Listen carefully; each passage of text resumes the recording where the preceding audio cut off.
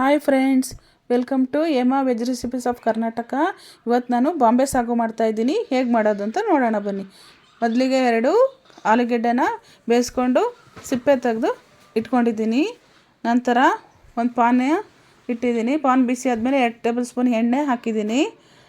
ಎಣ್ಣೆ ಬಿಸಿ ಆದಮೇಲೆ ಸಾಸಿವೆ ಹಾಕಿದ್ದೀನಿ. ಸಾಸಿವೆ ಒಂದು ಸ್ವಲ್ಪ ಚಿಟಪಟ ಸಿಡಿದ ಮೇಲೆ ಕಡಲೆಬೇಳೆ ಹಾಕಿದ್ದೀನಿ. ನಂತರ ಉದ್ದಿನಬೇಳೆ ಹಾಕಿ ಸ್ವಲ್ಪ ಹಿಂಗೆ ಹಾಕಿ ಸ್ವಲ್ಪ ಒಂದು 30 ಸೆಕೆಂಡ್ಸ್ ಆದಮೇಲೆ ಜೀರಿಗೆ ಹಾಕಿದ್ದೀನಿ. ಜೀರಿಗೆ ಹಾಕಿ ನೀಟಾಗಿ ಫ್ರೈ ಮಾಡ್ಕೊಳ್ಳೋಣ. ಲೋ ಫ್ಲೇಮಲ್ಲೇ ಇರಲಿ. ನಂತರ ಕರಿಬೇವು, ಹಸಿಮೆಣಸು 4 ಹಾಕಿದ್ದೀನಿ. ಹಸಿಮೆಣಸು ಹಾಕಿದರೆ ಟೇಸ್ಟು ಚೆನ್ನಾಗಿ ಕೊಡುತ್ತೆ. ನಂತರ ಫ್ರೈ ಮಾಡ್ಕೊಳ್ಳೋಣ. ಒಂದು 30 ಸೆಕೆಂಡ್ಸ್ ಚೆನ್ನಾಗಿ ಫ್ರೈ ಮಾಡ್ಕೊಂಡು ನಂತರ 2 ಕಟ್ ಮಾಡಿ ಇಟ್ಕೊಂಡಿರೋ ಈರುಳ್ಳಿ ಹಾಕಿದ್ದೀನಿ. ಈರುಳ್ಳಿ ಹಾಕಿ ಸ್ವಲ್ಪ ಉಪ್ಪು ಹಾಕಿದ್ದೀನಿ, ಯಾಕೆಂದರೆ ಬೇಗ ಬೇಯುತ್ತೆ ಅಂತ. ಅಷ್ಟರೊಳಗೆ ಚೆನ್ನಾಗಿ ಬೇಗ ಬೇಯುತ್ತೆ. ಈರುಳ್ಳಿ ಸ್ಮ್ಯಾಶ್ ಆಗೋವರೆಗೂ ಬೇಯಲಿ. ನಂತರ ಈ ಕಡೆ ಒಂದು ಪಾನ್ಗೆ 2 ಸ್ಪೂನ್ ಕಡಲೆ ಹಿಟ್ಟು ಹಾಕ್ಕೊಂಡು ಡ್ರೈ ರೋಸ್ಟ್ ಮಾಡ್ಕೊತಾ ಇದ್ದೀನಿ. ಏಕೆಂದರೆ ಮೇನ್ ಇಂಗ್ರೀಡಿಯೆಂಟ್ಸ್ ಬಂದು ಕಡಲೆ ಹಿಟ್ಟು ಬಾಂಬೆ ಸಾಗುಗೆ. ಇದನ್ನು ರೈಸ್ ಮಾಡ್ಕೊಂಡು ಇಟ್ಕೊಂಡಿದ್ದೀನಿ. ಈ ಥರ ಈರುಳ್ಳಿ ಬಂದಮೇಲೆ ಇಲ್ಲಿ ಟೊಮೊಟೊ ಹಾಕ್ತಾಯಿದ್ದೀನಿ. ಒಂದು ಹುಳಿ ಟೊಮೊಟೊ, ಯಾಕೆಂದರೆ ಹುಳಿ ಟೊಮೊಟೊ ಟೇಸ್ಟ್ ಚೆನ್ನಾಗಿರುತ್ತೆ. ಸೊ ಹಾಗಾಗಿ ಟೊಮೊಟೊ ಹಾಕಿದ್ದೀನಿ. ಟೊಮೊಟೊ ಹಾಕಿ 1 ನಿಮಿಷ ಫ್ರೈ ಮಾಡ್ಕೊಳ್ಳೋಣ. ಹಾಗೆಯೇ ನಂತರ ಅದಕ್ಕೆ ಅರಿಶಿನ ಹಾಕೋಣ. ಅರಿಶಿನ ಹಾಕಿದರೆ ಟೊಮೊಟೊನೂ ಬೇಗ ಸ್ಮ್ಯಾಶ್ ಆಗುತ್ತೆ. ಸೊ ಹಾಗಾಗಿ ಅರಿಶಿನ ಹಾಕಿಬಿಟ್ಟು ಫ್ರೈ ಮಾಡ್ಕೊಳ್ಳೋಣ. ಚೆನ್ನಾಗಿ ಫ್ರೈ ಆದಮೇಲೆ ಇದಕ್ಕೆ ನಾವು ಈ ಫ್ರೈ ಮಾಡ್ಕೊಂಡಿರ್ತೀವಲ್ಲ ಕಡಲೆ ಹಿಟ್ಟು, ಮತ್ತು ಇದಕ್ಕೆ ಅಚ್ಕಾರದ ಪುಡಿ, ಧನಿಯಾ ಪುಡಿ ಹಾಕಿ ಮತ್ತೆ ಫ್ರೈ ಮಾಡ್ಕೊಳ್ಳೋಣ.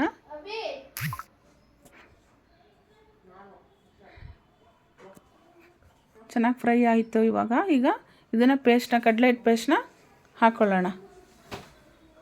ಅದನ್ನು ಚೆನ್ನಾಗಿ ಫ್ರೈ ಮಾಡೋಣ, ಯಾಕೆಂದರೆ ಹಸಿ ಸ್ಮೆಲ್ ಇದ್ದರೆ ಹೋಗುತ್ತೆ.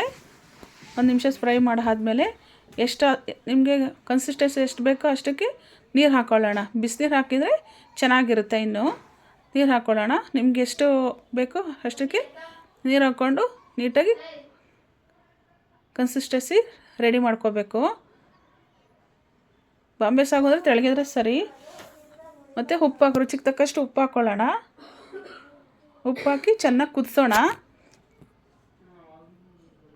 ಕುದಿ ಬಂದಮೇಲೆ ನಂತರ ಒಂದು 3 to 4 ಮಿನಿಟ್ಸ್ ಕುದಿಬೇಕು. ನಂತರ ಬೇಯಿಸಿದ ಆಲೂಗಡ್ಡೆ ಸ್ಮ್ಯಾಶ್ ಮಾಡಿ ಹಾಕ್ಕೊಳ್ಳೋಣ.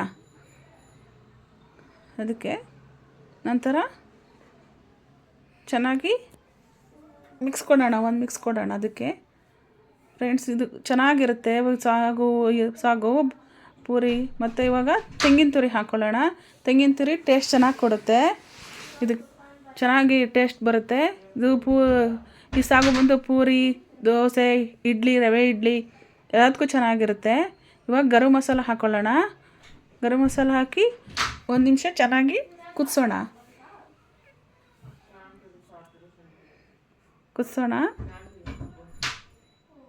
1 ನಿಮಿಷ ಕುದಿಸಿದ ನಂತರ ಕೊತ್ತಂಬರಿ ಸೊಪ್ಪು ಹಾಕಿ ಅಂದರೆ ಬಾಂಬೆ ಸಾಗು ರೆಡಿ.